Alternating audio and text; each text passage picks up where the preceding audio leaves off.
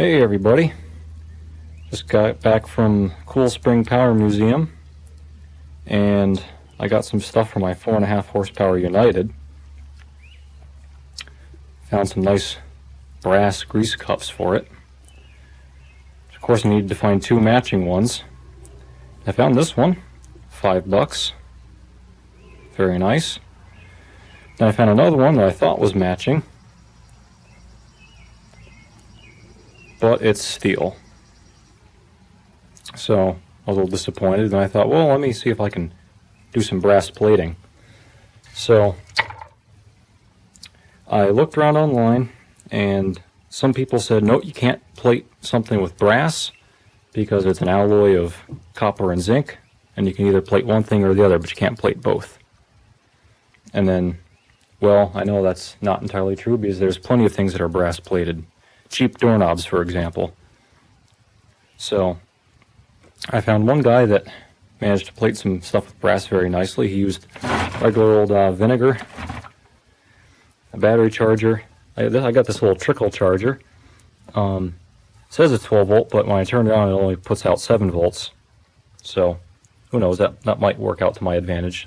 A little less voltage and let things go a little slower. Piece of brass on the positive, the metal to be plated on the negative. So let's plug it in and see what happens.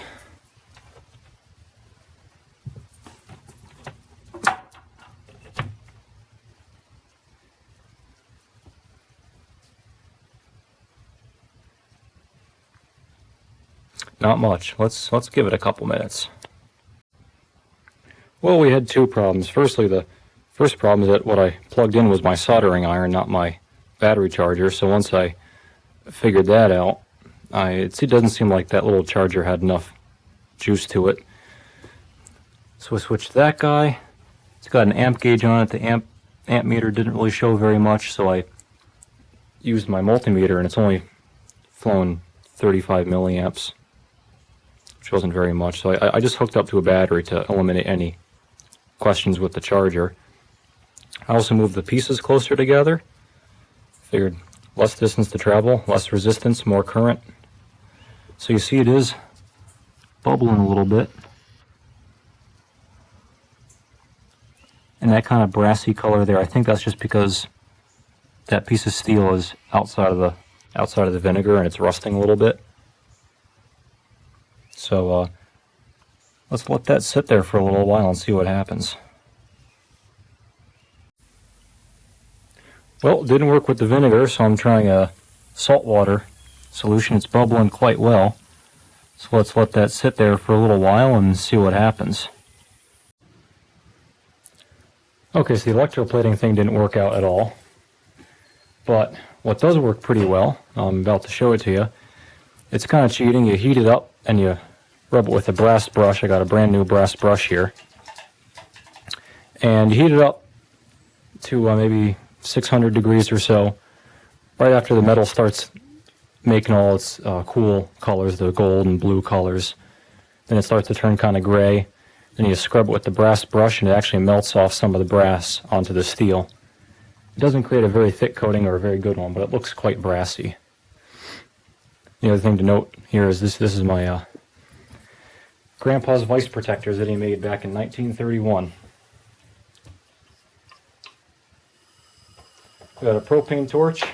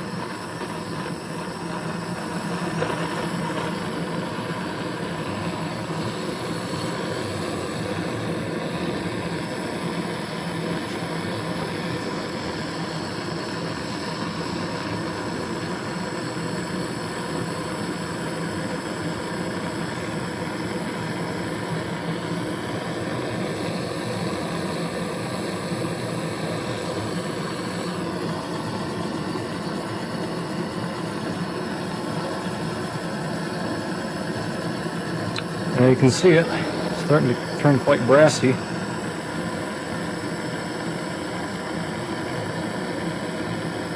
I found you can reheat it and rebrush it without really affecting the brass you've already put down.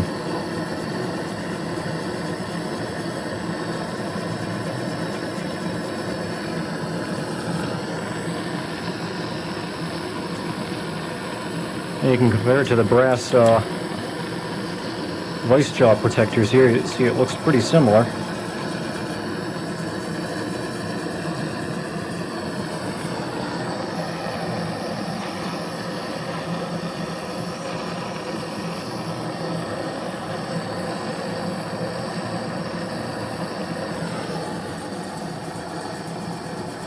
And this is a brand new out-of-the-box brass brush too. Just make sure there's no oil or any junk on it.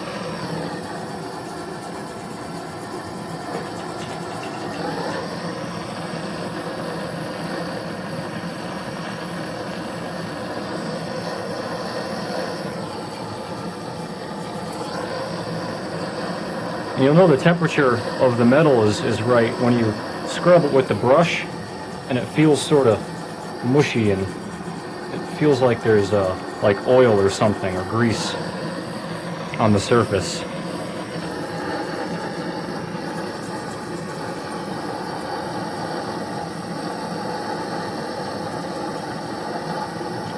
I'm melting my brush.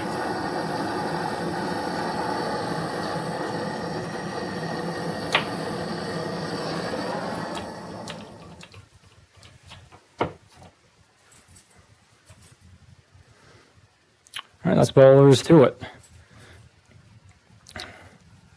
Brassiness doesn't come through that well on the camera.